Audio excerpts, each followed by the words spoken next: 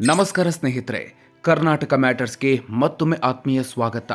Iran ಮತ್ತು America Israel ನಡುವಿನ ಯುದ್ಧದ ಬಿಸಿ ಈಗ ನೇರವಾಗಿ ನಮ್ಮ ಅಡುಗೆ ಮನೆಗೆ ಹಾಗೂ ನಾವು ಊಟ ಮಾಡುವ ಹೋಟೆಲ್ಗಳಿಗೆ ತಟ್ಟಿದೆ. ಹೌದು, ದೇಶಾದ್ಯಂತ ಈಗ LPG ಗ್ಯಾಸ್ಗೆ ಭಾರಿ ಹಾಹಾಕಾರ ಶುರುವಾಗ್ಬಿಟ್ಟಿದೆ. ಮಂಗಳವಾರದಿಂದಲೇ ಬೆಂಗಳೂರಿನಲ್ಲಿ ಹೋಟೆಲ್ಗಳು ಬಂದ್ ಆಗಲಿವೆ. ಗ್ಯಾಸ್ ಸಿಗದೆ ಮುಂಬೈ, ಪುಣೆ, ಚೆನ್ನೈ ಸೇರಿದಂತೆ ಹಲವೆಡೆ ರೆಸ್ಟೋರೆಂಟ್ಗಳು ಕಂಗಾಲಾಗಿವೆ. ಹಾಗಾದ್ರೆ ಹೋಟೆಲ್ಗಳು ದಿಢೀರ್ ಬಂದ್ ಆಗ್ತಿರೋದ್ಯಾಕೆ? ಗ್ಯಾಸ್ ಬುಕಿಂಗ್ ಬಗ್ಗೆ ಕೇಂದ್ರ ಸರ್ಕಾರ ತಂದಿರುವ ಆ 3 ಹೊಸ ಕಠಿಣ ರೂಲ್ಸ್ ಏನು? ಗ್ಯಾಸ್ ಸಿಲಿಂಡರ್ ಬೆಲೆ ಎಷ್ಟು ಏರಿಕೆ ಆಗಿದೆ? ಇಂದಿನ ವಿಡಿಯೋದಲ್ಲಿ ಕಂಪ್ಲೀಟ್ ಡೀಟೇಲ್ಸ್ ನೋಡೋಣ. ವಿಡಿಯೋ ಶುರು ಮಾಡೋದಕ್ಕೂ ಮೊದಲು ನೀವಿನ್ನೂ ನಮ್ಮ ಕರ್ನಾಟಕ ಮ್ಯಾಟರ್ಸ್ ಚಾನಲ್ಗೆ ಸಬ್ಸ್ಕ್ರೈಬ್ ಆಗಿಲ್ಲ ಅಂದರೆ ಈಗಲೇ ಸಬ್ಸ್ಕ್ರೈಬ್ ಆಗಿ ಬೆಲ್ ಐಕಾನ್ ಪ್ರೆಸ್ ಮಾಡಿ. ಮಂಗಳವಾರದಿಂದಲೇ ಬೆಂಗಳೂರಿನಲ್ಲಿ ಹೋಟೆಲ್ಗಳು ಬಂದ್. ಸ್ನೇಹಿತರೆ, ಬೆಂಗಳೂರು ಹೋಟೆಲ್ ಮಾಲೀಕರ ಸಂಘ ಸೋಮವಾರ ಒಂದು ಆತಂಕಕಾರಿ ಪ್ರಕಟಣೆ ಹೊರಡಿಸಿದೆ.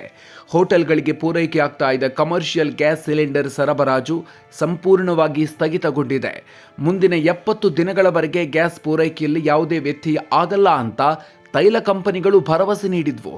ಆದರೆ ಈಗ ಏಕಾಏಕಿ ಗ್ಯಾಸ್ ನಿಲ್ಲಿಸಿರೋದು ಹೋಟೆಲ್ ಉದ್ಯಮಕ್ಕೆ ದೊಡ್ಡ ಪೆಟ್ಟು ನೀಡಿದೆ. ಗ್ಯಾಸ್ ಇಲ್ಲದ ಕಾರಣ ಮಂಗಳವಾರದಿಂದ ಅಂದರೆ ಮಾರ್ಚ್ 10ರಿಂದ ಬೆಂಗಳೂರಿನಾದ್ಯಂತ ಹೋಟೆಲ್ಗಳನ್ನು ಮುಚ್ಚಲು ನಿರ್ಧರಿಸಲಾಗಿದೆ. ಇದರಿಂದ ಹೋಟೆಲ್ ಊಟವನ್ನೇ ನಂಬಿಕೊಂಡಿರುವ ವಿದ್ಯಾರ್ಥಿಗಳು, ಬ್ಯಾಚುಲರ್ಗಳು, ವಯಸ್ಸಾದವರು, IT ಉದ್ಯೋಗಿಗಳು ಹಾಗೂ ಆಸ್ಪತ್ರೆಯ ರೋಗಿಗಳು ಭಾರೀ ಪರದಾಟಕ್ಕೆ ಗುರಿಯಾಗಲಿದ್ದಾರೆ. ಕೇಂದ್ರ ಸಚಿವರು ಕೂಡಲೇ ಮಧ್ಯಪ್ರವೇಶಿಸಿ ಸಮಸ್ಯೆ ಬಗೆಹರಿಸಬೇಕು ಅಂತ ಹೋಟೆಲ್ ಮಾಲೀಕರು ಆಗ್ರಹಿಸಿದ್ದಾರೆ. ಗ್ಯಾಸ್ ಅಭಾವಕ್ಕೆ ಅಸಲಿ ಕಾರಣ ಏನು? ಇದಕ್ಕೆಲ್ಲ ಕಾರಣ ಮಧ್ಯಪ್ರಾಚ್ಯದಲ್ಲಿ ನಡೀತಾ ಇರುವ ಯುದ್ಧ. ಅಮೆರಿಕ ಮತ್ತು ಇಸ್ರೇಲ್ ಪಡೆಗಳು ಇರಾನ್ ಮೇಲೆ ದಾಳಿ ಮಾಡ್ತಾ ಇರೋದ್ರಿಂದ ಜಗತ್ತಿನ ಅತಿ ಮುಖ್ಯ ತೈಲ ಸಾಗಾಣಿಕಾ ಮಾರ್ಗವಾದ ಹೊರ್ಮುಜ್ ಜಲಸಂಧಿಯಲ್ಲಿ ಹಡಗುಗಳ ಸಂಚಾರಕ್ಕೆ ಅಡ್ಡಿಯಾಗಿದೆ. ಭಾರತ ತನಗೆ ಬೇಕಾದ 46% LPGಯನ್ನು ಕತಾರ್, ಸೌದಿ ಅರೇಬಿಯಾ ಮತ್ತು UAEನಿಂದ ಆಮದು ಮಾಡಿಕೊಳ್ಳುತ್ತೆ. ಈಗ ಆಮದು ಪ್ರಮಾಣ 30%ಕ್ಕೆ ಕುಸಿದಿದೆ. ಹೀಗಾಗಿ ಗ್ಯಾಸ್ ಕೊರತೆ ಶುರುವಾಗಿದೆ. ಗ್ಯಾಸ್ ಬುಕ್ಕಿಂಗ್ಗೆ ಬಂತು 3 ಕಠಿಣ ನಿಯಮಗಳು. ಯುದ್ಧದ ಭೀತಿಯಿಂದ ಜನ ಮುಂದಕ್ಕೆ ಗ್ಯಾಸ್ ಸಿಗುತ್ತೋ ಇಲ್ವೋ ಅಂತ ಪ್ಯಾನಿಕ್ ಆಗಿ ಬುಕ್ಕಿಂಗ್ ಮಾಡಿ ಗ್ಯಾಸ್ ಕೂಡಿಡಲು ಶುರು ಮಾಡಿದ್ದಾರೆ. ಜೊತೆಗೆ ಹೋಟೆಲ್ಗಳಿಗೆ ಗ್ಯಾಸ್ ಸಿಗ್ತಿಲ್ಲ. ಹೀಗಾಗಿ ಅವರು ಬ್ಲ್ಯಾಕ್ ಮಾರ್ಕೆಟ್ನಲ್ಲಿ ಮನೆ ಬಳಕೆಯ ಸಿಲಿಂಡರ್ಗಳನ್ನು ಖರೀದಿಸುವ ಅಪಾಯ ಇದೆ. ಇದನ್ನು ತಡೆಯಲು ತೈಲ ಕಂಪನಿಗಳು 3 ಬಿಗಿ ನಿಯಮಗಳನ್ನು ಜಾರಿಗೆ ತಂದಿವೆ. ಮೊದಲನೆಯ ನಿಯಮ 25 ದಿನಗಳ ಲಾಕ್ ಇನ್ ಪೀರಿಯಡ್. ಇನ್ಮುಂದೆ ನೀವು ಒಂದು ಗ್ಯಾಸ್ ಬುಕ್ ಮಾಡಿದ ಮೇಲೆ ಮತ್ತೊಂದು ಗ್ಯಾಸ್ ಬುಕ್ ಮಾಡೋದಕ್ಕೆ ಕನಿಷ್ಠ 25 ದಿನ ಕಾಯಲೇಬೇಕು. ಗಮನಿಸಬೇಕಾದ ಸಂಗತಿ ಅಂದರೆ ಹಿಂದೆ ಇದು 15 ದಿನ ಇತ್ತು. ಎರಡನೇ ನಿಯಮ ವರ್ಷಕ್ಕೆ 15 ಸಿಲಿಂಡರ್ ಮಾತ್ರ. ಒಂದು ಕುಟುಂಬಕ್ಕೆ ಒಂದು ಆರ್ಥಿಕ ವರ್ಷದಲ್ಲಿ ಗರಿಷ್ಠ 15 ಸಿಲಿಂಡರ್ ಮಾತ್ರ ನೀಡಲಾಗುತ್ತೆ. ಮೂರನೆಯದ್ದು OTP ಕಡ್ಡಾಯ. ಡೆಲಿವರಿ ಬಾಯ್ ಬಂದಾಗ ನಿಮ್ಮ ಮೊಬೈಲ್ಗೆ ಬಂದ OTP ಹೇಳಿದ್ರೆ ಮಾತ್ರ ಗ್ಯಾಸ್ ಸಿಗುತ್ತೆ. ಕಮರ್ಷಿಯಲ್ ಬಳಕೆಗೆ ಡೊಮೆಸ್ಟಿಕ್ ಗ್ಯಾಸ್ ಸೋರಿಕೆಯಾಗೋದನ್ನು ತಡೆಯಲು ಈ ರೂಲ್ಸ್ ಜಾರಿಗೆ ತರಲಾಗಿದೆ. ಗ್ರಾಹಕರಿಗೆ ಬೆಲೆ ಏರಿಕೆಯ ಶಾಕ್. ಗ್ಯಾಸ್ ಸಿಗ್ತಿಲ್ಲ ಅನ್ನೋದು ಒಂದು ಕಡೆಯಾದ್ರೆ ಬೆಲೆ ಕೂಡ ಗಗನಕ್ಕೇರಿದೆ.